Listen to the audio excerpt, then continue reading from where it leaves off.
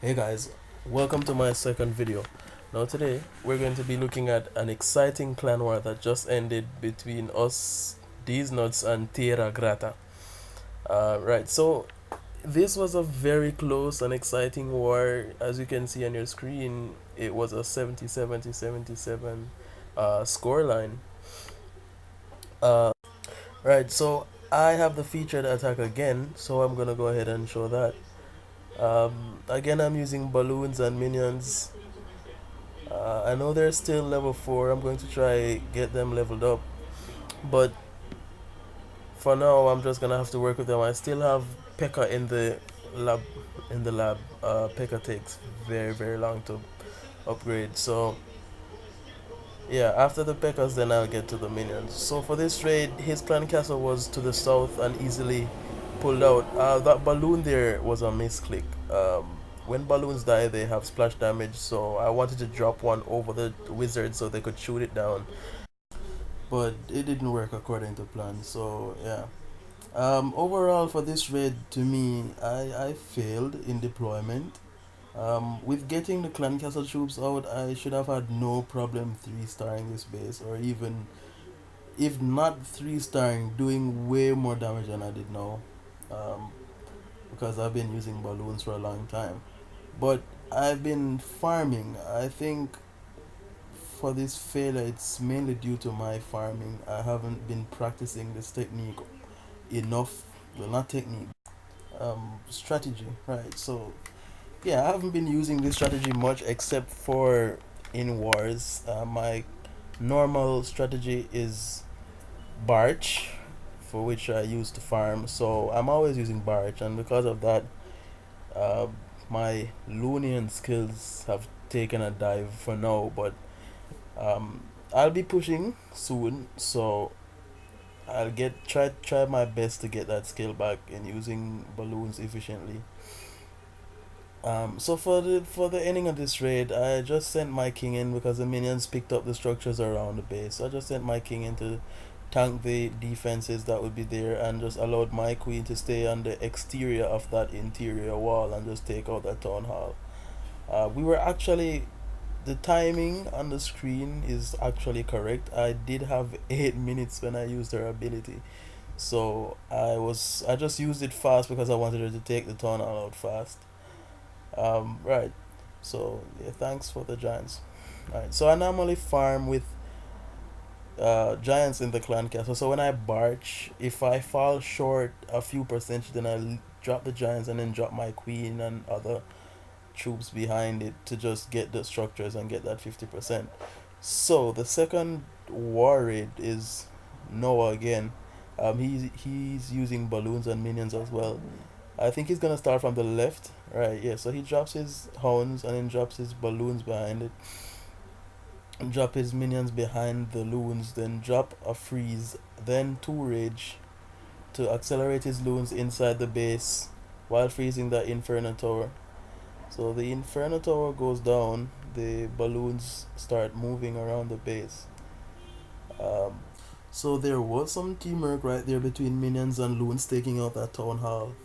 The remainder of the balloons are going to the right bottom corner, taking out that air defense. Then he's gonna be successful in taking out those two archer towers, but the inferno tower is gonna remain standing, and that's gonna be the thing that fails this raid.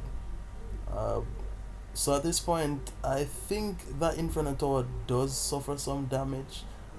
If Noah had dropped his king and queen right there, they probably would have gotten more, but not the 100%. So he drops the queen at the right, drops the king at the top, and ends the battle there at 80% and 2 more stars for the clan. Now I'm going to show his second attack. In retrospect, that is looking back, um, you could see a lot of mistakes being done in raids, whether it's war or normal raids. Now he was dropping some minions around the base to pick off those buildings for the extra percentage, and then he dropped his main attacking force from top, hoping that it would go south. Now I'm looking at it and I thought he could have started from either the right or left side, and the reason for that is to get the Inferno towers lined up. Now, if he had gotten the Inferno towers lined up, as you can see right there, he dropped a free spell onto that Inferno tower, because his loons are going around the base. Now, I am very sure that if he had gone from either the left side where those Teslas are, or the right side where these elixir storages are, he would have gotten 100% on this base, because he would have gotten the Inferno towers lined up, and the balloons would have come in the base in a sweeping motion. So with that sweeping motion, he would have been able to, sweep over the town hall, taking out both Inferno towers. And I think he could have gotten the 3 star right there. But mistakes happen, and we just have to move on from them and use them to increase our raiding capabilities. So this next battle here is a defense, um, for Lefty, or clanmate Lefty. So the first fail in this is his clan castle is way to the exterior of the base. So it was very easy for his clan troops to get pulled out. This guy is bringing golems, valkyries, and 2 witches, right? And when he pulled out the clan castle, I thought he was going to use the valkyrie and take out the clan castle troops, but he decided otherwise. Now this base is developed nicely. The walls are mixed 8 with 8 and 9. He has maxed X bows, maxed one max Inferno tower, and a level 2 Inferno tower. Max cannons, no max archer towers, but the cannons, he does have max cannons there. So it's not a bad base basically, and I think he could have done much better with a different layout. That's a problem that I've been finding these days. People have maxed bases, but the layout isn't spot on. Like for this one, it just gave a clear route to the town hall with enough wall breakers. This guy was able to break through 3 layers of walls and get into the center for that town hall, and 2 stars for his clan. So the main thing here is base design. If his base was designed better with more compartments, I don't think this attack would have materialized much. And he didn't bring a jump spell, so it would have been much more difficult for him to get into that base and get that town hall and 2 stars for his clan. So base design is always important. Always make good designs, even if it's war, and not your base that you're trying to protect loot in. So I got attacked, and I'm going to show that in a few minutes. But looking at our war map here, or war stats, they have better stats than us.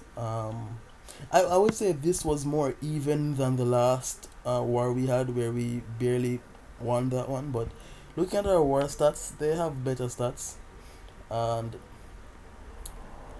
I would think that we did much better in this war than the last one, because we were faced with equal level of town hall tens, and I think we did a very good job. For this raid on me, I have no idea why this guy chose to attack me with giants and hogs. Now, if it was hogs with wizards, he probably might have gotten 50% 1 star on my base. But this base is set up in such a way that it's not completely anti hog. Right, so it's not completely anti hog. It can be 1 starred by hogs. I've never been 2 starred by hogs using this layout. Although I'm sure there are better attackers out there with this strategy, and they may utilize it better. So I would think it depends on the person who is attacking, depends on the attacker and his luck. So if he's lucky, then he might get that 2 star, might even 3 star my base with hogs. But since using this layout, I have not been 3 starred. Another thing I've been noticing in wars, people are attacking with goblins. I'm not sure why you would bring goblins into war. I personally don't do it. I think it's a waste of troop capacity because they're so easy to be killed. As you saw there, one mortar took them all out. But this raid failed at about 34%, I think. He only got to destroy that army camp right there, and I think that elixir storage. Right, so that elixir storage, and that's where the raid ends for him. 34%. So thanks for watching, guys. It's been great, and I'll see you next time. Peace out.